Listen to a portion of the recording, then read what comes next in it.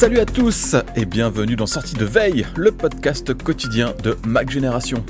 Apple a imposé une limite logicielle tout à fait arbitraire qui empêche de jumeler un Pencil de première génération avec un iPad Pro récent. On va râler sur ce sujet dans le Flash Info. Et on va aussi boucler notre semaine de la sauvegarde avec une dernière question à Anthony sur cette problématique. Si vous ne voulez plus perdre un seul fichier, restez donc à l'écoute. En deuxième partie d'émission, vous l'attendez avec impatience, c'est le replay de la semaine avec Christophe. Une chronique hebdomadaire qui a le doux parfum du week-end en approche. C'est aussi un rendez-vous indispensable réservé aux abonnés du Club Hygiène.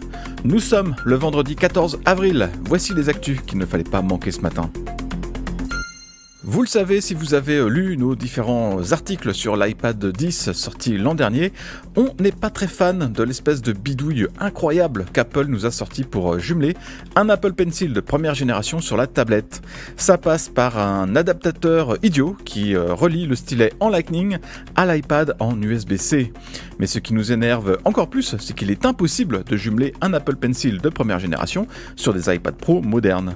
On aurait pu penser que le fameux adaptateur de l'iPad 10 permettait d'utiliser le Pencil avec les tablettes Pro, mais ça ne donne rien. Du coup, il faut acheter un Pencil de deuxième génération qui coûte plus cher et jeter son vieux Pencil qui marche pourtant toujours très bien. Pas bravo à Apple sur le coup. Il existe heureusement une bidouille pour jumeler le stylet en Bluetooth. Ça passe par une application tierce qui s'appelle Lightblue. Pour en savoir plus, je vous renvoie vers le mode d'emploi que Pierre a publié hier sur iGénération. Après la manip, il se trouve que le Pencil est parfaitement compatible avec les nouvelles fonctions d'iPadOS, comme le support de l'inclinaison et de l'azimut pour les dessinateurs, et aussi la prise en charge du survol de la pointe sur l'écran. On aurait tort de s'en priver. iOS 17 ne devrait pas bouleverser nos petites habitudes. Les différentes rumeurs sur le prochain système d'exploitation de l'iPhone indiquent qu'il s'agira surtout d'une mise à jour qui va améliorer la stabilité et les performances, et franchement, je connais personne qui va s'en plaindre. Il y aurait quand même quelques nouveautés à se mettre sous la dent. On parle ainsi d'un centre de contrôle beaucoup plus personnalisable. C'est vrai que dans ce domaine, il y a tout à faire. La Dynamic Island ferait l'objet de pas mal d'attention et pour cause, cette année, tous les iPhones devraient y avoir droit, pas uniquement les modèles Pro. Les widgets aussi gagneraient en interactivité avec des boutons et des curseurs. Et puis Apple plancherait sur des changements dans l'interface de santé de l'app photo, sans oublier des réglages en plus pour les options d'accessibilité. Bref, pas de quoi s'en relever la nuit, iOS 17 s'annonce comme une version relativement sage en termes de nouveautés. À moins qu'Apple nous sorte un gros lapin de son chapeau. Allez, on reste au rayon des rumeurs avec cette nouvelle indiscrétion de Ming-Chi Kuo qui annonce des lunettes de réalité augmentée chez Apple en 2026 ou en 2027. L'analyste parle bien de lunettes et pas du fameux casque qu'on devrait voir pendant la WWDC en juin. Les lunettes, c'est vraiment le format que tous les constructeurs essayent de mettre au point, mais les technologies ne sont pas encore tout à fait disponibles.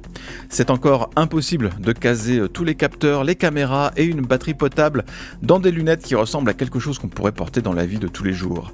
La fenêtre de tir donnée par Ming-Chi Kuo paraît même très optimiste, même si Apple a tout l'argent du monde pour développer un tel produit. D'ailleurs, l'analyste précise 2026 ou 2027 au plus tôt. On sent bien malgré tout que le succès de la future plateforme de réalité augmentée d'Apple passera plutôt par des lunettes plus que par le casque qui fera office de produit intermédiaire. Mais c'est vrai que ce futur merveilleux risque d'être long à arriver. C'est la petite surprise du chef. En cette fin de semaine, Canal+ a annoncé que ses abonnés allaient bénéficier d'Apple TV+ sans frais supplémentaires. À partir du 20 avril, ils pourront donc profiter gratos de Ted Lasso, du Morning Show ou encore, tenez, du film d'animation Luck dont on a parlé la semaine dernière dans Sortie de Veille. Mine de rien, ça va faire une économie de 7€ par mois, c'est toujours bon à prendre. Les abonnés Canal+ pourront visionner tous ces excellents et moins excellents programmes directement dans l'app MyCanal, ce qui est une première à notre connaissance ou pas loin. Et la chaîne Canal+ va aussi diffuser des contenus d'Apple TV+, preuve que ces deux entreprises s'entendent plutôt bien.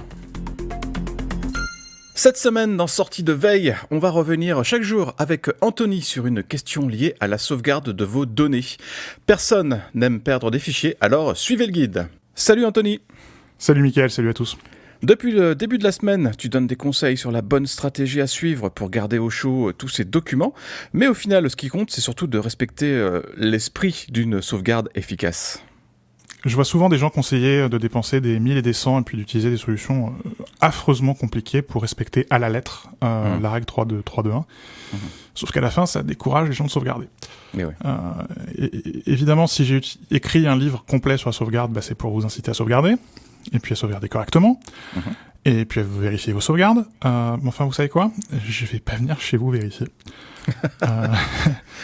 Je vais pas venir... t'as combien de disques ? Tu fais une sauvegarde distante ? T'as bien fait un plan de sauvegarde ?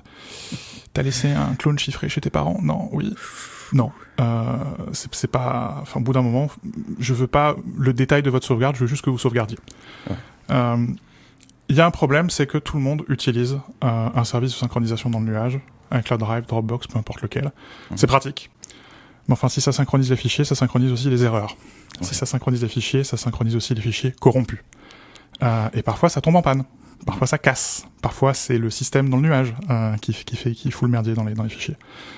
Et là, dans ce cas, on s'en fiche un peu de la règle 3.2.1.0 parce que si on n'a pas de sauvegarde et qu'on pense que la synchronisation dans le nuage c'est une sauvegarde, on peut perdre tous ces fichiers. Ouais. Et donc, le plus important, c'est au moins d'avoir une sauvegarde. Acheter un disque dur, acheter un SSD, j'en ai rien à faire. Recycler le NAS qui prend la poussière, rien à faire. Le plus important, c'est de commencer. Et comme je disais au début de la semaine, de commencer par Time Machine parce que c'est encore le plus simple. Oui. Après, on compliquera les choses. Ensuite, on se rapproche de la lettre de la règle plutôt que de son esprit. Oui. Mais enfin, même moi, qui pourtant a écrit le livre, je respecte pas cette règle à la lettre. J'en parle d'ailleurs à la fin du livre, je montre mon plan de sauvegarde. Ouais. Le plus important, c'est de commencer quelque part. Ouais. Et puis surtout, il faut rester sur ses gardes et veiller sur ses sauvegardes, vérifier les fichiers. C'est le seul et unique moyen de plus jamais perdre un fichier. Il faut rester attentif. Eh bien, merci pour avoir répondu à nos questions cette semaine sur la sauvegarde des données. On espère que ça vous aura donné envie d'en savoir plus et de mettre en place une stratégie pour ne plus jamais perdre aucun fichier. Salut Anthony. Salut Mickaël, salut à tous. Et si vous voulez tout savoir sur la sauvegarde, je ne connais qu'un seul endroit, c'est ton nouveau bouquin qui s'appelle tout bêtement « Sauvegarder vos données ». Vous pouvez l'acheter dès maintenant sur notre boutique au prix de 4,99 €. Le lien direct est dans le descriptif du podcast. Merci d'avoir écouté le Flash Info de sortie de veille. Si vous voulez écouter l'intégralité du podcast, vous pouvez vous abonner directement sur le Club Hygiène. Ça coûte 4,99 € par mois seulement et vous avez droit à des tas d'autres avantages, comme par exemple l'absence de publicité dans nos applications et à des contenus exclusifs en plus. Rendez-vous sur clubhygiène.fr.